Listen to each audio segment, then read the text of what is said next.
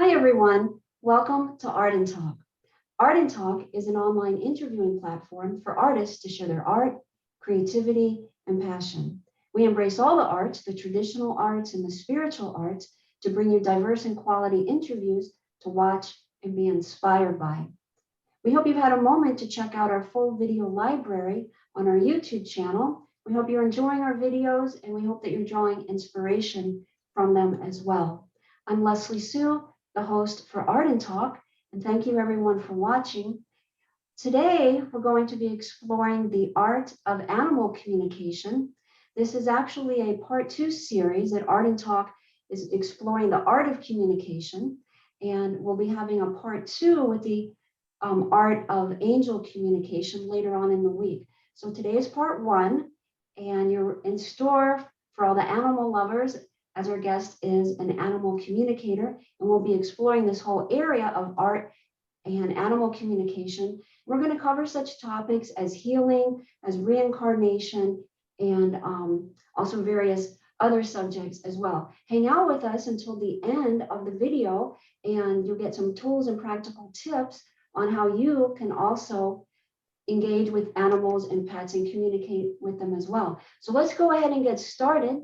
And I'm very happy and excited to welcome our guest, animal communicator, Debbie Carole. Hi, Debbie, welcome. Hi, Leslie. Thank you so much for having me on the show. Really appreciate it. Oh, awesome. We're so glad that you're here. And I've been so excited to have you on. How did all this animal communication and this whole field, how did it all start for you, Debbie? Well, as a very young age, like a lot of animal communicators or even just animal lovers, I was fond of animals from as long as I can remember. Always, had pets and enjoyed observing them and interacting with them. I did take a more technical path to a career and was an engineer for quite a long time. So I really enjoy solving problems. So I tend to leverage a little bit of that. I was also involved with helping found a animal rescue group, rehoming animals, mostly primarily cats and dogs. But then I really started working and exploring the world of animal communication, following animal communicators, leveraging their experiences and their tools and their services to help communicate with my own animals. So over time, I became very interested in learning that myself. Took training and I'm a graduate of the Sedona International School for Animal and Nature Communication, as well as also some training in some energetic healing modalities such as serenity vibration healing. So I've just been, working with animals, communicating with animals for over the last 10 years or so, and just really like to enjoy expanding that relationship. Yeah, and it's fascinating that you have an engineering background and kind of that part of you, and then also kind of merging that with your skills and abilities with communicating with the animals. Yes, it's sometimes it takes a little bit of an investigative work. So part of my background was problem solving, which I really enjoy. And sometimes we take a little time to get, into solving an issue or concern. And so that's, that I feel like it helps, but it's also, part of the relationship with the animal to help solve problems for them and their people. Right, absolutely. So primarily you've worked with more domesticated, like the dogs and cats, type of thing, and what about the undomesticated animals? How has that played out as well? Yeah, certainly the focus is primarily domesticated animals, dogs, cats, sometimes, guinea pigs, gerbils, horses, do a fair amount of work with a fair amount of horses as well. But certainly part of the training and even with, certainly interests myself is communicating with the wildlife. We have fox, deer around here. It's always interesting to see what, they're thinking and feeling and needing. But it also could include plants and just nature itself. Lots of wisdom from, big old trees. And one of the most interesting things I spoke with in nature was cilantro of all things. It just, comes across so friendly and energetic and here to be happy and to make us feel good through its nutrients and its spicy flavor. And so it really can run the spectrum, not simply just our beloved pets that live with us on a daily basis. So we're really covering like almost like the whole natural world, the trees, the plants, the animals, all that sort of areas is covered. Exactly. Yes. Yeah. All right. Well, I know you have a lot to share with us, and we have some slides we're going to pull up. So let's go ahead and start with that if that works for you, and what we'll hear That's your elaboration. that sounds great. Thank you. Okay. All right. Very good. Just a moment, Debbie, and I'll go ahead and pull them up. All right. Well, this is your beautiful logo for your Thank you. animal communicator business. All right. Let's go ahead and look at slide 1. Yes, thank you. I just wanted to, start off with just a brief introduction about what we're talking about. Most people may understand it, but they might think of an animal trainer or somebody who's actually giving commands to animals and having them respond. I've seen very intelligent border collies and types of things who can identify all sorts of different toys and colors of their toys and everything that we're not exactly talking that, but really more about communicating through via telecommunication. This is, sort of an energetic exchange between you know the human and the animal or the element of nature, very similar to mediumship. You talked about some other spiritual things, and perhaps how just talking with angels in sort of a telecommunication path. And the good news is everyone can do this. This is not an exclusive skill. It's just really a matter of having the desire and putting in the time to hone that skill.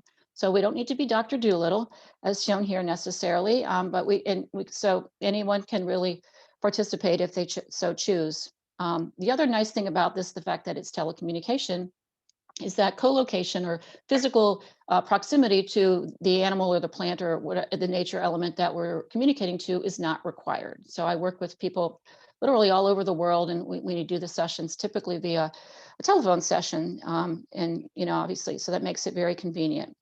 Mhm. The other aspect is that we can communicate with them living. The animals can be, obviously still incarnate and alive or in spirit. So this has helps in many people too who has had some regrets or sadness or grief or some seemingly unfinished business that they want to take care of by communicating with their animal that has crossed over, transitioned, whether recently or many years ago. As I mentioned earlier about the cilantro there, we can communicate with plants and nature elements as well.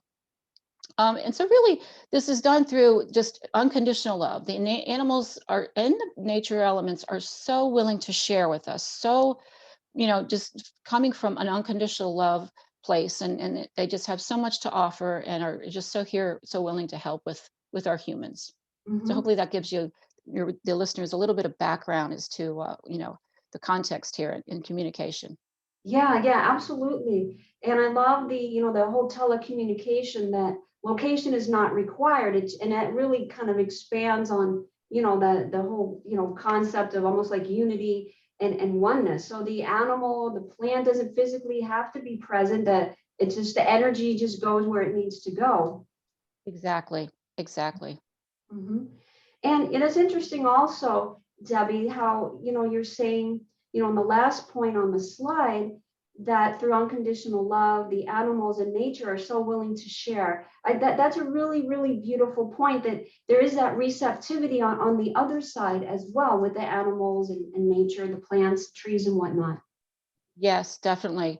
They're extremely patient with us, despite so much abuse and hate in some cases and things like that nature and animals experience in our world right now. That they still retain that unconditional love and are here to really, serve us in that loving capacity. Yes. All right, let's go ahead and go to the next one, Debbie. Yeah, Okay. so here I just wanted to share, just some kind of things that we can address. Maybe some of these are obvious, but some might not be to all the listeners in terms of what kind of goals and issues can be addressed with through an animal communicator around the animal things it might be experiencing. Often people come to us, animal communicators where they have behavioral issues or changes in their animal, their beloved pet. A lot of it's cat peeing, and that can be a physical issue. It can also just be the cat's trying to tell you something, it's trying to get your attention, and let's try to figure out why. Changes in aggression or maybe aggression towards another animal that wasn't there before or a certain person. So just all sorts of behavior issues there. Maybe some lethargy or just the human wants to know. They're very observant of their animal, and they obviously don't speak to them in English, so they want to understand, hey, what's going on, or what's behind this shift here. Mhm. Other areas are health, of course. And again, I am not a veterinarian. I don't offer medical advice, but often, sometimes some of these things are not something simply addressed that the veterinarian can get to the bottom of. Changes in eating habits, eating problems. They don't want to eat what they used to before, or vomiting, skin issues. We have to see a lot of issues where scratching and biting and things like that. So we can just see where the animal feels about this. Is there really an issue here, or is it, again, they're just trying to get our attention, or is there something a little bit more serious that they'd like their person to address? Mhm. Again, life transition, always a tough one. But grief, the animal can be in a bit of a grief. It knows when something, another animal or their human has transitioned. They do feel their presence there. They communicate through telecommunication, but there can be grief, and certainly people are concerned. We have the option of euthanasia, but they also want to know, when and how should that happen? What's the animal's preference? And any regrets they may have had with an animal that transitioned, many years ago, so they can connect to them in spirit or beforehand to really understand, how they're feeling and when they might be ready.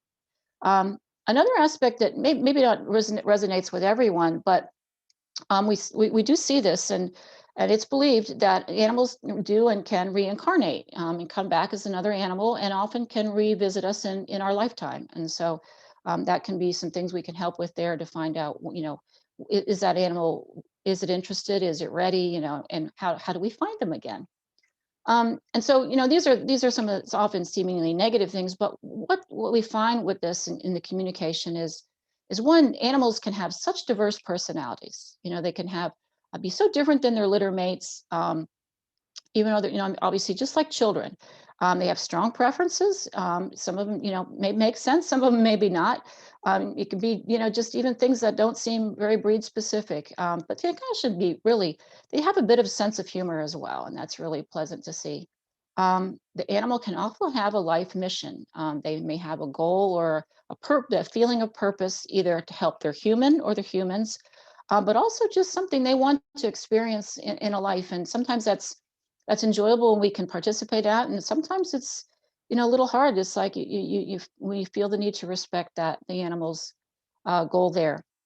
They do experience a lot of trauma, and I'll get into this a little bit later, but as we might expect, and sometimes it seems like they get over it, but we need to really be aware and be concerned of what those traumas are, and to do whatever we can to help them get past it. um, as I mentioned before, they want to love. They're here to love. They feel love. They share love, and they want to be loved too. They really do want the love and the experience. And one thing that I've really found in the practice here with communicating with animals is it's often a very much about the person. Often the animal wants to do something, that they want the person to do something, and to make a change. And so they're really here to try to help us and challenge us. And sometimes the message might be a little bit, uh, you know, concerning or surprising, but they're really here to help us and to, mutually have mutual benefit for our life and our enjoyment and our evolution. Mhm. It's amazing, Debbie, how they're so connected into us. They're not, there's so much more than just a pet. They're just, all these different things that you've been mentioning. They're really here just, for a variety of different reasons. And I love everything that you're illustrating. Yeah, it is. There's just so many different examples, that they go to just try to help us. And Mhm. and sometimes it takes us a little bit longer to realize that's their goal, and that they really do care, and that they notice. I think sometimes clients are surprised that, wow, they realized that in me, or they saw that in me, and they do. They're very connected. They visually and they observe through cohabitating with us, but they also have a very strong telecommunication connection as well. Mhm. Mhm. Yes. All right. All right, Debbie, let's go to the next one. Okay. Tales Well, of here, Triumph. yes, I use the term tales of triumph instead of success stories. Sometimes the success is actually a transition or things like that. So it's sort of, a little bit of play on words, tales of triumph, where, I'm giving a little bit of an anecdotal scenario here of several cats that I worked with, and their people shared the photos and allowed me to share this information, this story today. So this just gives you an example of a cat that was ready for transition, and how this all played out. But I think some little interesting aspects to it. Here, the center of the photo is a cat named Misty. You can see she went through a good bit of challenges there with some things with her ears. They were withering away. The family that adopted her got her only several years before she passed, and they adopted her through an agency, and so she was well into her teens at that time. She had shared with me, she briefly described her life as a vagabond. She had been out on the streets for a while, lived in some situations that were certainly not optimal. And some would say even, you needed being rescuing from those situations. But she was very clear that she chose that. She wanted to live her life, this incarnation, as a vagabond. But as she got older, decided she wanted to be adopted. And she really, the adoption organization said she was fairly aloof to a lot of people, but when this couple came in, it was very clear that that's who she wanted to go home with, and was able then to spend the rest of her several years of life and comfort and joy of this family. They came to me, she had some issues with fluid in her lungs and situations, and she shared with me what would make her feel more comfortable, that she wanted to live longer, but she wasn't sure her body would hold out, and that she thought she could transition on her own, but if not, here were the signs that she will give. If they see these, then she will need some assistance in transitioning. Sure enough, those signs did come, and she's needed help, but the family was very so happy to know that they knew it was the right time. She clearly gave the signs that she had indicated. Mm. Um, the story isn't complete. She has a companion cat. She had a companion cat in the family, Jake here, the white one on the left. There's actually a third cat as well. Jake was a bit of an actor, and the family had to leave town for several days, and they wanted to make sure Jake and the other cat, Abby, were okay with this. And so we talked about it and made it clear, especially since Misty was recently departed. Misty made it clear she was going to be there as well in spirit. But Jake also had a history of triggering the house on, which in turn calls the police and things like that. So we talked to Jake to see what we would do, what we could do to get him to stop that. And he asked for a certain toy with catnip to be available the full time, and then promised that he would not trigger the motion detector. And sure enough, this worked. He actually he followed with his agreement, and he got to have his catnip toy the whole time. But they were also obviously very pleased that this didn't have, the detector didn't get triggered. But he also then expressed that without Misty there, they had a sort of a combative but loving relationship. No one was there to keep him in line anymore. So now he felt like he needed another challenge. He had this mission in life to be athletic, and but he didn't want things to just be easy. So we discussed it, and he shared some things he wanted his people to do to continue to be able to play and live out his goals without his physical companionship of Misty, uh, to carry that through. So there was just kind of a follow on to he realized she was still there in spirit, but he did miss her presence in a physical form. And fortunately, there were some other suggestions he had that his family was happy to follow through with, and keep him in his goals and happiness. Mhm. What a beautiful story. And that's, just so amazing, Debbie, how you helped Misty, with her transition. It was all this kind of like preliminary work where she was going to show you the signs if when she felt she was ready. So that must have been like a huge burden off of her, because the owners had like a huge heads up. They knew, okay, when it was time, they knew what to follow through with, and kind of make everything smooth, for Misty, and to honor, her requests. Yes, definitely, Leslie. It was, I think for everyone, it was very good. Misty also really wanted her people to continue to look at her and enjoy her life. She didn't want her last days or weeks or months, whatever they were to be the sadness and wondering every day and tension and fear. And so they were able to embrace that, as much as possible. And then they got clear signs. So there was not that consternation of, oh, is this too early? Or, oh my goodness, is she in a lot of pain? And are we waiting too long? I think it certainly honored her request, Misty's request, and definitely gave her family some ease and comfort in knowing that they, carried out her wishes, and it was at the right timing. Right, right, yes. Before we go to the next slide, I do have a question, Debbie. Sure. So it sounds like Jake and Misty were close, a few little issue things going on there. But when Misty did transition, um, so you were saying that Jake did feel Misty's presence. Do the animals have the ability to, let's say Misty comes, for a visit to see what's going on and, visit her human family.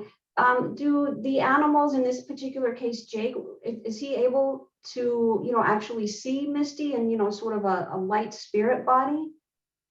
Um, I'm actually asking him that right now. Let's see. He says it's more of just a knowing that she's there. Um, and animals in general have the sense of virtual ongoing life, that life never ends. It's transcendent of the physical presence. So um, he's just has a sense that she's there. He's a knowing that she's there. He can communicate her via telecommunication as well. So it's as if her soul, it's true, is not gone. It's there, forever, and Mhm. they forever have that connection. So it's more that way, and not so much that he sees a physical uh, a sense of her. Now, that's not to say that there's some things that Misty can do to sort of make it more clear that she's physically there, maybe knock something over or cause something to happen that gives more of a little bit of a tease to Jake that she's a reminder that she's still around and has some some control with him. Mm, all right. Wow, that's beautiful. Thanks for connecting in with Jake. Hi, Sure. Jake. Thanks for joining us. Mhm. All Well, right. that's another thing. Jake also requested that he be part of a show. So he likes to show off. So he's very happy to be part of this today. That was one of his requests. Oh, that's great. All right. Well, Yeah. welcome, Jake. Okay. Okay, here's an example of or story about reincarnation. And as I mentioned, some folks may not resonate with this, but it is a long held belief that, animals can and do reincarnate. This one's a little bit closer to me personally. I have a dog named Jasper, the Newfoundland mix there, the black dog. And for a very long time, it was in my life very important, very close. Sometimes you have pets, and sometimes they're just very strong connections, almost like to the extent it feels like a bit of like a human relationship. Mhm. And he helped me a lot through my animal communication period, my training through some challenging points in my life, and even my teacher, my animal communication mentors talked about how he didn't make it easy for me to communicate. He was really trying to hold me to really perfect it well, and to not make things so easy, and to just really, tackle it thoroughly. And so he was very close to me. And so oftentimes, though, I would ask a question and didn't feel like I was getting a direct answer. So that's part of the challenge with animals. It's not always, how we would just speak verbally. Here's a question, wait for a verbal answer. So one day I was walking Jasper, and it was a hot summer, humid day, and he just presented this vision to me of, what being a white dog, and I was so taken aback of what is that? I said, "Why are you showing me that?" He said, "I could be that." And I was like, "What? You could do that?" And I said, "Really? How could you do that?" And he said, "I could do anything." And I said, "Why would you want to be white?" And he said, "So I won't be so hot."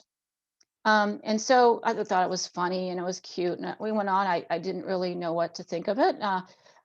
Years later, he did make his transition. It was very sudden. He waited for me to come downstairs in the morning as usual. He had stopped going upstairs, and he had, by the way, said that one day he would be able to go back up the stairs. And he just got up and basically started heavy breathing. Bottom line, he just literally, to use the phrase, up and died. He left his body. He was able to do this on his own. We ran to the vet, but there was nothing they could do. So it was very traumatic because he didn't have any apparent illness or anything like that. So you know, obviously we went through a lot of grief, but working with an animal communicator and myself as well, had a strong feeling he would come back. And so I tend to choose my animals by feel and what inspires me, and you know, wait for the right animal to come to me. And while I would love to, you know, adopt and help them all, I certainly want them all to be helped. And so I became drawn to Great Pyrenees of all things. I obviously like big fluffy dogs. Um, and and so saw a posting for a Great Pyrenees mix, set of animals that had been born recently and they needed adoption. They were a rescue group. I made it challenging because they weren't in our area, and often the rescue groups, you know, obviously like to adopt out locally. And we got past that. It was just kind of a surprise. They said, "Hey, it's your lucky day." She just said, "Okay, you know, you seem like the right people for this guy here." And it turns out, so this was Jasper had come back and made it clear that this is where he was and who he was. And you can see the white dog on the right is indeed a Great Pyrenees puppy, and this was him. And now, then the answer was, this is how I can be white. You know, he's a white dog. So it was a story that didn't get, you know, clarification for many years later, but you know, it was very inspiring, and it just shows the breadth at which you know, they can help us through telecommunication reunite with us. And so he's still with me today, with us today. And um, the personality is just very much the same. Hmm. What a beautiful story, Debbie. Yeah, thank you. Yeah, it's just really wonderful. And he made it challenging too. He made it clear, oh, you have to work for this. You know, you have to do this. Just the dates here actually were interesting. He Jasper transitioned on the 10th, and um, Casper was born on the 18th. So Hmm. yeah, of the same Wow. month. Right, right. Beautiful. Yeah. And I love the transition of the names from Jasper to Casper. Yeah, you know, Jasper was a black stone, and then Casper is a good dog color for a white dog. And ironically, I had had a white dog years before, and when I was naming her, I thought about Casper, and it just I know for some reason I shouldn't use that. So was that, you know, foretelling of the future? Who knows? But yeah, it's all good. Some people actually name their dog the same name, even though it's in a different incarnation. So. Mhm, mhm. And with Casper, Debbie, have you noticed any kind of like personality traits that were kind of reminiscent of Jasper? Because it's the same energy of Jasper and in a different form. Yes, definitely, especially now that since I communicated with him, telecommunication things, it's just the same, similar personality. Mhm, He has a sense of humor. He's a boss. He thinks, you know, he's worldly and has a lot of opinions and things like that. He has a similar trot too, even though they're different bodies. And so, you know, there's a little bit of differences in the breed behavior. They're both were mixes, but it's clearly him. You know, it's just you just feel the sense and the behavior and the personalities and the interaction. mhm. Very very much common. Yes. You know, very comforting. Yes, absolutely. All right, let's go ahead, Debbie, to the next one. Yeah, so those were a couple examples of, you know, where in the where cases where people would contact or leverage an animal communicator to help them with situations with you know, their animals. I wanted to talk a little bit about in areas where healing is called for. And again, I mentioned obviously veterinarians do great work, and they're very important for our animals and their lives and things. But there's oftentimes too when either the veterinarian is they can't figure out what's wrong, or you know, it's not obvious to them what might be needed to help. And so we do get a lot of contact from, you know, clients that are saying, oh, I'm so upset. I don't know what to do. And the animal doesn't seem to be doing well, and we can't figure it out.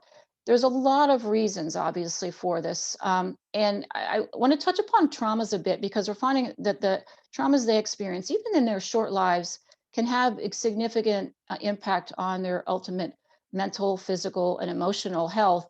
And they may come out a little bit later as well. So, you know, obviously, there's We know sadly there's a tremendous amount of abuse in the animal kingdom and things like that, human caused and just, often some of the situations with nature, famines and floods and things, abandonment, whether intentional or accidental. They may feel abandoned. Injuries that have happened. We rescue animals a lot. We don't always know their history. We don't know where they were before they were quote rescued. Malnourishments through periods of their life. They may look healthy now, or they may be, with a full amount of weight, appropriate weight, but there could have been impacts in prior portions of their life. Vaccinosis can also be something that can impact.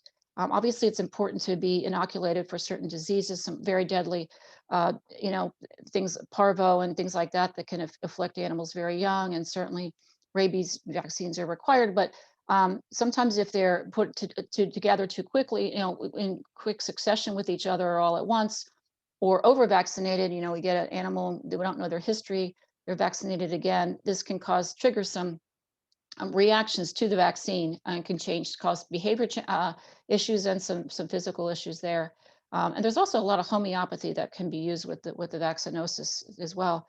But another area that we don't always look at, but I have found that, and very recently too, that this is important to address. And this is where the animal can help a little bit, and we can telecommunicate with the mother of the animal as well. And what was the situation in utero? What was the mother's health? Often the mother, if it's off on its own, it's just struggling to live and keep the puppies alive or the kittens alive. And so, what was it like there? What was the nourishment level? So that can have a lot of impacts. Certainly genetics, can be breed genetics specific, or just genetics, like all of us have some things that are not optimal in our genetic lineage. And a lot of these things create these learned imprints, these behavioral issues, something that could have happened even just once to an animal, someone with a broom that was threatening in a certain way, whether intentional or accidental, can imprint onto the animal, and they see a broom again and be very frightened and traumatized by it. So a lot of this would certainly obviously relate to humans as well. But then there's some things we see that are specific to animals. They're typically on all 4 feet. So they really pick up onto a lot what's happening in the earth, the energy. You hear about stories where the big tsunami in Thailand many years ago. A lot of the animals left and went to higher ground before it even happened. So that that can be helpful, but it can also be they get the impact of these energies that can really threaten their physical and emotional well-being far more than it might affect us. Again, the acute awareness of what's going on, certain even changes in weather, things like that.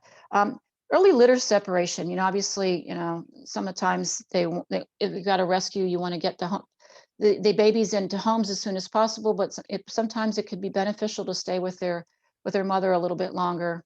Certainly puppy mills, the trauma and the experience of some of these locations that are just really there for the economics of it, and not the well-being of the animals themselves, both the mother and the puppies. Another area that we're seeing is trauma that's trapped in the sentience of the body. So we might do some things to help clear out the trauma that was experienced, but it's still trapped in our sentience and our being in it, and that definitely affects the animals as well. And so that's an area where I'm working recently to help clear out animals situations in that sentience as well, that can have impact for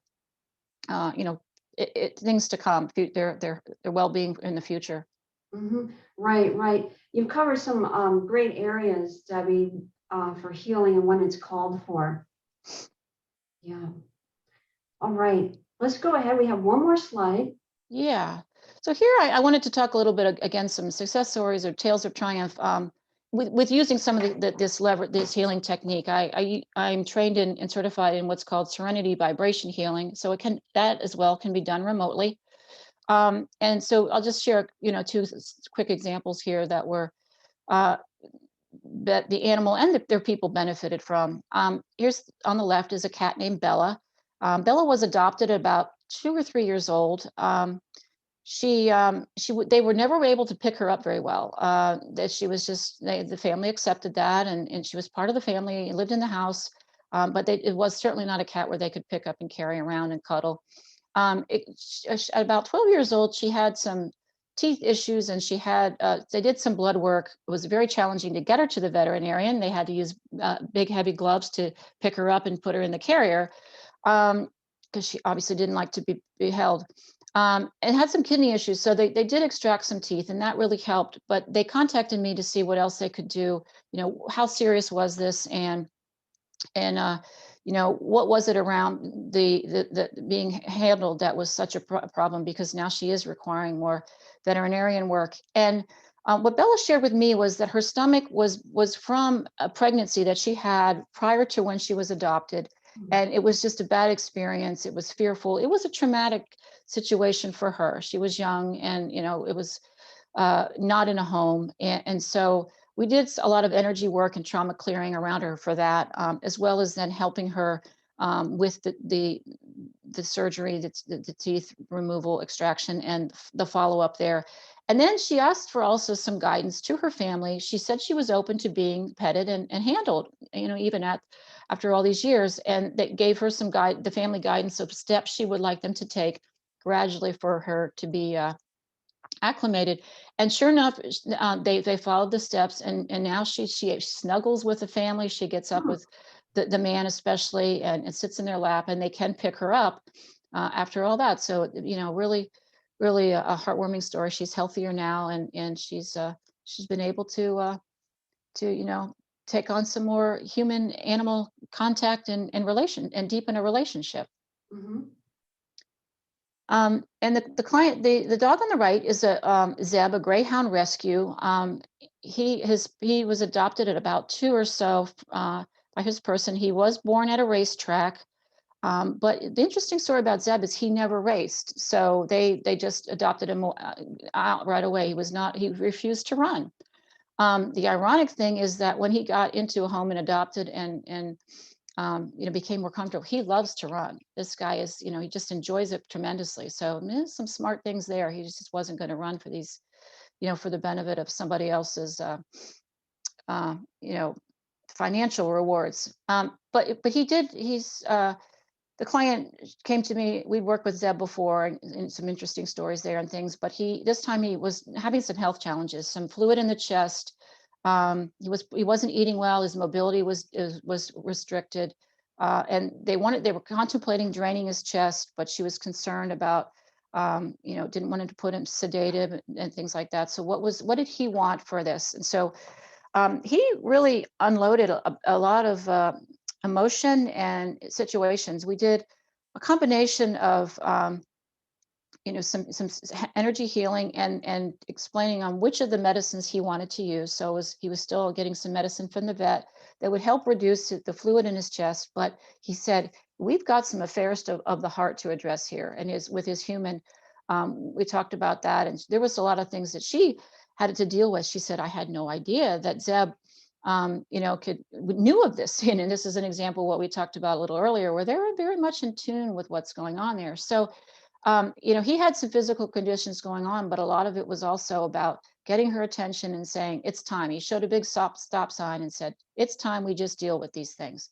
And so she was just so grateful. She had, a lot of breakthroughs herself through the SVH energy healing and the modifications in the spreading out of the medicine. He's recovering physically. He's running around again. His digestion and is great, and the fluids down. And so again, another very positive story where the solution was a combination of things, right? It was something that the human needed to do, something that traditional medicine was helpful and necessary, as well as just doing some energy work and healing on a different modality.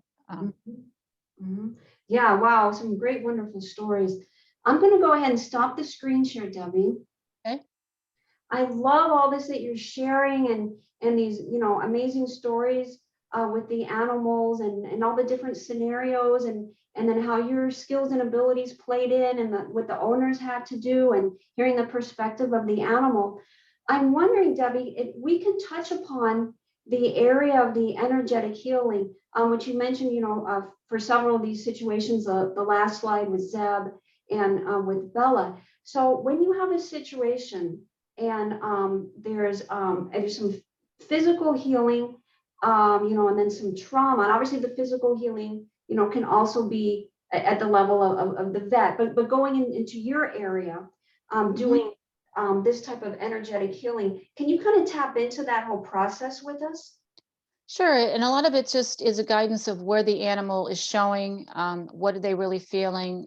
They give a lot of guidance as well. What do you need, first of all? What do you want to, what would you like? How can this help? And so the SVH includes some real energy work, applying some things, energy to certain parts of the area in certain ways, to help a specific issue. For example, his belly, and the fluid in his chest. And then there's another aspect to it that's really helping address trying to clear some of these traumas. In Zeb's case, we went back and cleared the trauma about being born at a track and the trauma that his mother was experiencing to be, being basically, a race dog herself and being forced to breed for this purpose.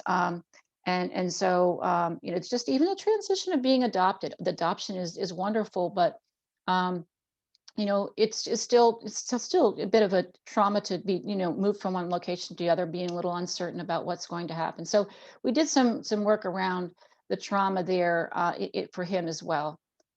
So it's just really a mixture of modalities to use, and it really is dependent on what seems to be appropriate for the existing situation for that particular animal. Mm-hmm. Mm-hmm. And Debbie, let's go into your actual process. So let's say that someone has a dog, a cat, and there's something going on with it. Um, Guide us into what you do. Like, do you need to see a photograph? Do you need to just kind of like go within yourself and just start to communicate the whole telecommunication process with the animal and start to hear? What does all this play out for you? Sure, sure. And I think that's where the training really came in and helpful. It's really more about practicing. It's fairly simple, and actually, and it's really, to your question. Obviously, I don't need to see it in person. I don't need to see it on a Zoom or anything. I don't necessarily. I mean, a picture is great. I don't necessarily need that. I do prefer to know the animal's name. I feel like that allows me to make a connection. And often, whether it's a dog, a cat, a horse, or what, and sometimes just to I often share whether they have female or male, but it helps to know a little bit about that. And then I feel that way through that is enough to connect. And it's really, and these are some of the things that people can do as well. It's just kind of get grounded. Feel the earth, feel into your body, tune in, kind of pause, and just really come from the heart. Just really think and feel from the heart. Make that heart connection. And the first thing I really do is just to get a feel for what the animal's sharing. What are they sharing with me, emotionally, energetically? I don't typically dive right into the question at hand or the issue at hand, but what would they like to share? And so a lot can come that way, and sometimes it's a little different. I get behaviors, I get scenes, I get, it can really just depend on each animal, and it's really amazing. And I think it's really up to the individual who's communicating with the animal as to which modality they tend to get more frequently. So some people hear things, they actually hear the animal speaking. Some might be seeing it do certain things. I tend to a little bit of those, but also just really more um, clairsentience, just sort of a knowing. It's just like the information sort of comes through me and out of my mouth, as if the animal's just really sharing the situation. And I prefer to do my sessions on the phone with people so that we're exchanging. So I start to share what the animal is sharing with me, and then the person tends to respond back, and the animal's answering that person while they're speaking to me. It really gets the conversation flowing, and we get a live back and forth. Really more of a live communication. And the animal will sometimes correct the human and say, no, that's not right, or they'll add another aspect to it. So it really gets, a good way of flowing. And sometimes the animal will also tell me to ask the person about that. Ask them what they just said. So they do kind of hold them accountable, and they challenge the people a little bit to say, tell them to talk more about that and elaborate. So it really just gets, really gets a conversation going, but through, through the telepathic communication between me and the animal, and then of course through verbal communication between me as the communicator and the person or the people. Yeah, I love that whole three-way, conversation. It's like you're kind of the voice for the animal, and being your voice to kind of guide the situation and ask questions, and then the owners. So it Mhm. sounds like basically, Debbie, that in terms of the process, just like a little bit of a recap, just want to make sure I'm understanding, your process. So you want to hear, what the animal's name is, and then you kind of go into your heart space, and you're just very open. You're just, there's nothing preconceived. You're just kind of like, I'm sure you have preliminary information from the Yeah. owner of some things Mhm. going on, so that, is something that you're aware of. But you just kind of like go into that heart space and just say, okay, what does Bella, Zeb, what is it that they want to communicate to me? And then you just kind of go into that space. And when you receive it, as you were saying, it was basically like a knowing. Like there could be some Mhm. hearing, there could be some visual aspects, like there was with your beloved Jasper with the white dog. But Mhm. it seems like most of the downloads are just like a knowing. Yeah, it is. But as we get the conversation going, I will say something like, "Gee, Leslie, your cat is saying this to me," and he's saying, and we can it can be full sentences. It could be sharing that, I really don't like the water in that bowl, but I prefer the water to come from over here or something. So it can really be a combination. It could be, Leslie, the cat is showing me. Pointing to something, or the cat is showing me laying in a certain bed. Is that bed not there anymore? So it could be a combination of a visual, of just sort of the more of a audience, more of a speakage type of a flow, or just a knowing. Or sometimes they show something, and I will ask the person, I feel like they're saying this. Is there something to this? So that something that needs to be investigated a little bit more. It certainly does help to have up front, what are they concerned about? So I can, before we get into the call, I can tune in for a few minutes and connect. And, what do you have to say about this issue that your person is concerned about? And so I can get a little bit of a background from them on that and get to know the animal a little bit, and then we can just usually just really dive right in. Yeah. Now, when that energetic communication is complete, you're off the phone, or you kind of completed that session, so to speak. Have you ever had, Debbie, a situation where, okay, that's kind of completed, at least for now. Maybe there's going to be like a second type of, communing in and Hmm. touching base, seeing how things are going. But have they ever just kind of like, you're out on a walk, or you're driving the car, you're in the market, and there's like, and then like an animal that you were helping a client with, all of a sudden they just spontaneously come in? Yes, that does happen. It just happened very recently, actually. And so I emailed somebody to say, how, hey, what's going on? Because I felt your animal, the presence there. So it does happen. I do usually follow up with clients, especially if there's a serious concern or something going on like that. And often they follow up with me too. Hey, this really worked out well, or hey, we did this and it turned out, XYZ. So there is definitely some follow up, but they do. Tend to come around and revisit and say hello, or point something out additionally. There's just so much vastness into this whole world of animals and communication, and then of course with the trees and the plants and the flowers, but focusing here with our beautiful animals, our beloved pets. Um, let's go ahead and take a look at some things while we still have a little bit of time of how we can tap into this. Now, I love that you said there are animals, for those of us that are pet owners or prior pet owners, love animals, that they're always speaking to us. So this conversation is actually going on. It's whether or not we're kind of like tapping into it and being able to access this whole like a hearing, seeing, feeling, and knowing. So let us know, Debbie, some practical tips that you can kind of like shoot out to us so that we can practice these and also be able to communicate with animals and our pets. Sure. And I think I would clarify that they're regularly communicating with us. And so if we don't think of them as speaking to us and rather communicating, then we can think of a broader sense of how that communication might take place. Again, with the example of Jasper showing himself as white, that was just a flash of visual. Um, and then I started asking more questions. But it could be a word you hear, it could be a sound that you hear, but that clearly wasn't, exhibited verbally outwardly from the animal itself. But what I suggest again is to pause again, just to be present, get aware there are other distractions. It doesn't mean that it has to be silent or anything in a certain place, but feel grounded to the earth, feel the energy.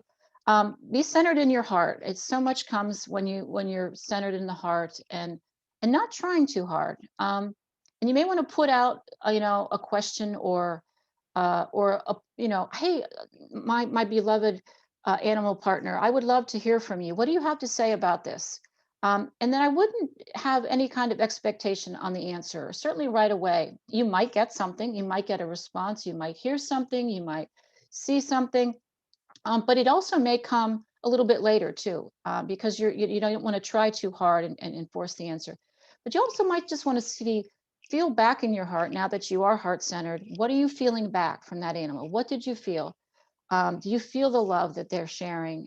Do you feel, certain things? And so I think, first of all, they will be so grateful to hear from us, to know that we're all interested in connecting with them. Another area, even if you don't have a pet in your life right now, could be one in spirit. You could do that as well. Often they will show you signs and show you things other ways. Again, feeling it through your heart. Sometimes it's really obvious. Sometimes it can be quite subtle. But often, wow, that just had to be from this animal. It had to be from what I was requesting. You could also do something a little bit more open-ended and just say, I would love to communicate with you. Share at me with the right time at the right place what you would like me to know or feel or to hear. Mhm. And I use the word hear, in a broader term, not necessarily through your ears, but to hear through your heart. Another thing that I think might be good for people, even just in nature, especially if you don't have a pet in your life right now, an animal that's close to you, um, be walking along just to just kind of be a little bit more open to be observant to what's in the trees, the air, that you're really listening to the birds. I don't know if some people might relate to this, but you're walking down the street, you walk by a house and you're just drawn to look in the house, and suddenly there's a cat sitting in the window. It's almost startling or surprising, or a bird right above you, or a hawk standing in a tree right above you. If that happens, ask if they have a message for you, and just kind of silently listen and just see and feel what comes to you. You may even want to, if you're really serious about doing this more regularly, write down your question and your date and just let it go for a little bit, and then see, a few days later, a week later, if you did get that response in some form or fashion. And if you're really interested in doing more of it, I would just continue to practice that more often. But again, don't become frustrated or too anxious about, oh, I didn't get an answer. What did I do wrong? It's the answer will come, and sometimes in just the most serendipitous ways. Mhm. Yeah, I love those practical tips. I have a question. We're going to need to wrap things up, but in Yeah. case somebody is watching and maybe they've recently lost one of their pets and they're going through the grieving process, what are a couple things you would recommend for them for their healing and going through that grieving process? Sure. Yeah, I think, obviously one is it is grief, and it can be as painful as losing a human a family member or friend as well. So to be easy on yourself and share the grief. Hopefully there's some people in your life that will respect that and can, help with you with that as well. And again, just I would just send out the love. Know that the animal loves you. It's, it is in spirit. It's around. It's still with you. It's just obviously not in that cherished physical, loving form. And then just to just do some of maybe what we just said, is just kind of reach out there and say, do you have a message for me? I love you. What do you have to share? But again, don't be too don't put too strong expectations on yourself to receive it right away. It's, it may come in again, very different forms. But it is very, can be very painful. There's no question about that, but it is grief, and over time it can heal. But I think just trying to really respect that the animal is there in spirit with you, and have ways of trying to connect to it, and then be receptive to feeling that connection. And again, it could be in very unique ways. Yeah, yeah, absolutely. And so just going back to the practical tools and tips so that we Mm. can practice communicating with their animals, so like not having any expectations, following all the advice that you said, and it's kind of like a muscle, you have to practice and practice. Definitely. That's a great example, Leslie, like a muscle. It's just really something to be honed, and to accept it, and um, yeah, just to continue to work at it. Hmm. And Isn't but to really know, I think the nice thing to know is that they want to communicate.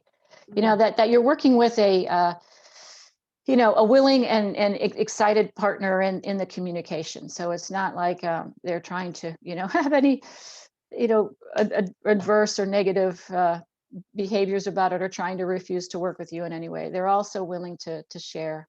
mhm. That's such a beautiful point, and that really kind of changes the dynamics and kind of like the kind of like the mental space, because that they're like, okay, come on, hello, let's Right. communicate. So they have that openness and willingness. Um, Debbie, this has been such an amazing conversation, and I love everything that you've been sharing, and it's such beautiful work that you're doing. We do have to wrap the show up, so I would like to offer you the closing comments, however you'd like to, wrap up the show. And if you can let us know how to stay connected with you, please. Sure. Sure. Yeah. Thank you so much. I really enjoyed it myself. I love this work. I love, nature and animals. They're so important, so fundamental to our lives. And so, whether you have pets in your life, animals that are part of your family, or you're just simply, that's not your choice. And we're all still connected to animal and nature. It's fundamental part of Mother Earth, Gaia, and to you just reach out and respect and love and take care of Earth and all her wonderful beings as much as we can. And so that they're providing such love and support in so many different ways, and that I just that hope and request that everyone reciprocate that in any way that they can, loving, in a kind of cherishing and work that we can do to repair and improve and give that love back. Yes, beautiful closing comments. And how can we stay connected with you, Debbie? Sure. I have a website. It's Debbie Carole, the DebbieCarole.com. And I have information there on the types of services I do. And you can even, if you're interested in setting up a session, can book online, or you can just simply contact me on the contact page and ask if you have any other further questions, or anything else you'd like to know or share. All right. Debbie, thank you so much for, first of all, your service work to the animal kingdom. Oh, And thank thank you for you. everything that you've shared with us. Much continued, success with what you're doing. And thank you for helping us explore the art of animal communication. Oh, thank you so much again for having me. And I just hope that everybody can take away something positive and go away and enjoy the beautiful day, and thank and connect with animals and nature. I really appreciate it. Thank you, Leslie. Oh, thank you, Debbie. Thank you so much, everyone, for watching Art and Talk. And this is our part one, the art of animal communication with Debbie Carole. This has been so amazing. Thank you again, Debbie. And be on the lookout for part two, where we explore the art of communication with the communication with angels. So be on the lookout for that as part of our part two series on the art of communication. Thank you again, everybody, for watching. And we'll talk soon on the next Art and Talk. Until then, be well and be blessed.